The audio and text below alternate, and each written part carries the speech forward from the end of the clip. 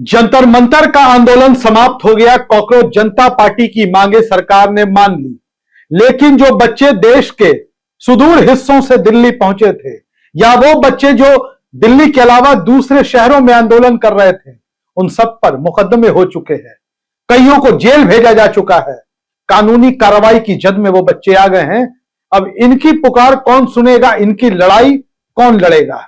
इसीलिए हम कहते हैं राहुल गांधी सबसे अलग हैं, राहुल गांधी खास हैं, और राहुल गांधी इस देश की जरूरत है, ना सिर्फ विपक्ष की। नमस्कार, मेरा नाम है सिमरनजीत सिंह। बीते दिनों पूरा देश गवाह बना एक ऐतिहासिक आंदोलन का, उस प्रोटेस्ट का जो इस देश के बच्चों ने, इस देश के छात्रों और नौजवानों ने, जिन्हें जेनजी का नाम दिया गया, उन सब ने एक बड़े आंदोलन को खड़ा किया और उसको सफल भी बनाया। केंद्रीय शिक्षा मंत्री धर्मेंद्र प्रधान का इस्तीफा हो गया, और जो लोग कहा करते थे कि हमारी सरकार में इस्तीफे नहीं हुआ करते, उनको झुकना पड़ा, अपने अहंकार से दूर जाना पड़ा और इस्तीफा भी हुआ। लेकिन अब सवाल दूसरा, आंदोलन तो समाप्त हो गया, कॉकरोच जनता पार्टी के जो लोग हैं वो जश्न मनाते हुए दिखाई पड़ रहे हैं। हालांकि हम उस वीडियो की कोई आधिकारिक पुष्टि नहीं करते हैं, सोशल मीडिया पर कई सारी चीजें ऐसी चलती हैं। जश्न मनाना कोई बुरा भी नहीं है, नाचना गाना भी बुरा नहीं है, हम लोग भी ऐसा करते हैं।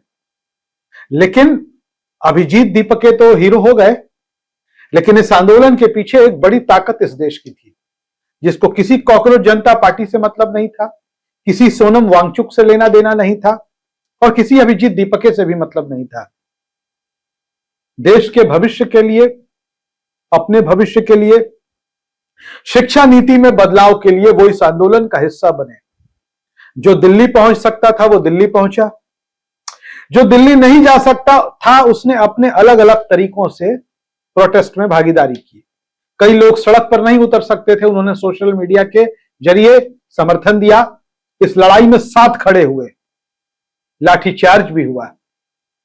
अब जाहिर तौर पर आंदोलन होगा तो तोड़फोड़ भी होगा, पर होना नहीं चाहिए। हालांकि पीसफुल प्रोटेस्ट कब किस तरीके से हंगामे में बदल गया, प्रदर्शन में बदल गया, तोड़फोड़ पर उतर गए आए लोग, ये निंदनीय है। लेकिन अब तो ऐसा हो गया, छात्र भावनाओं में बह जाते हैं। नौजवान बच्चे जो बहुत परिपक्व नहीं होते, मैच्योर नहीं होते तो उन्हें जेनजी के नाम से नहीं जाना जाता है। वो तो बहुत मजबूरी में उनको सड़क पर उतरना पड़ गया। लाठियां भी चली, अब मुकदमे भी हुए, जेल भी भेजा गया है। राहुल गांधी अब इनकी आवाज बनकर सामने आ गए हैं। राहुल गांधी और कांग्रेस ने साफ कर दिया है कि जब तक इन मुकदमों को वापस नहीं लिया जाएगा, इन बच्चों पर लाठीचार्ज हुआ, गोलियां चलाई गई, किसने आदेश दिया? अब कांग्रेस साफ तौर पर यह सवाल पूछ रही है। मतलब कि आप साफ जान लीजिए कि जिनकी आवाज अब कोई उठाने वाला नहीं है, क्योंकि आंदोलन तो समाप्त हो गया, और उनकी आवाज अब राहुल गांधी उठा रहे हैं। कॉकरोच जनता पार्टी और कांग्रेस में बहुत फर्क है। मीडिया में सुर्खियां बना लेना, सोशल मीडिया पर ट्रेंड हो जाना, इससे काम नहीं चलता। कांग्रेस इस देश की सबसे पुरानी पार्टी और विपक्ष की सबसे बड़ी पार्टी है। राहुल गांधी इस बात को समझते हैं कि सरकार आगे क्या कर सकती है। बीजेपी और आरएसएस की रग-रग से राहुल गांधी वाकिफ हैं, हर चाल को समझते हैं।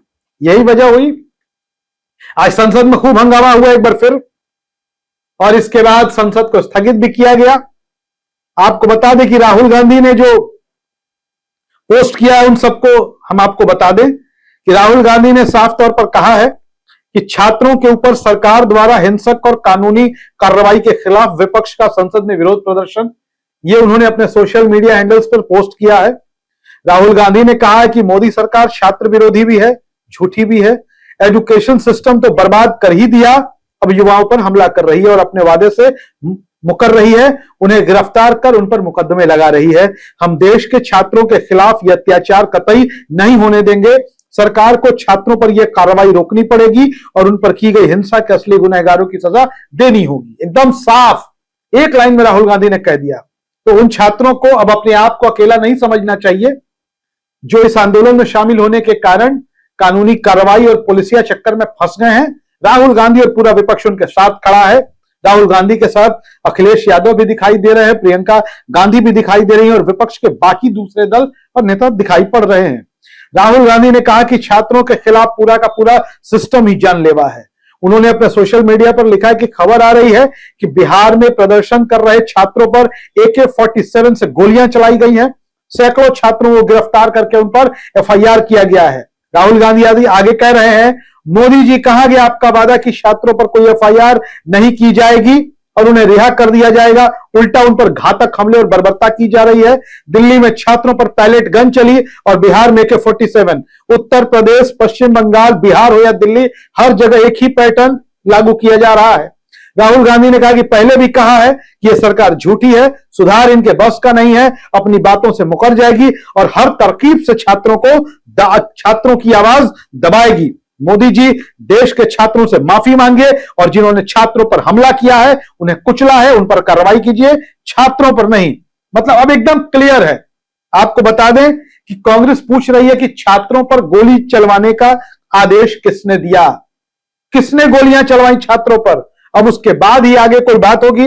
बता दें कि विपक्ष प्ले बोर्ड लेकर नारे लगाते हुए छात्रों पर पैलेट गन चलाने की जिम्मेदारी तय करने की मांग कर रहे थे और इसके बाद सदन की कार्रवाई स्थगित। स्पीकर, लोकसभा स्पीकर ओम बिरला बड़े निष्पक्ष स्पीकर हैं, उन्होंने कार्रवाई का निर्देश भी दिया है और कार्रवाई को कहा कि अगर आप लोग जो भी ये लोकसभा के सांसद हंगामा कर रहे हैं, अगर वो नहीं माने तो उन पर कार्रवाई होगी।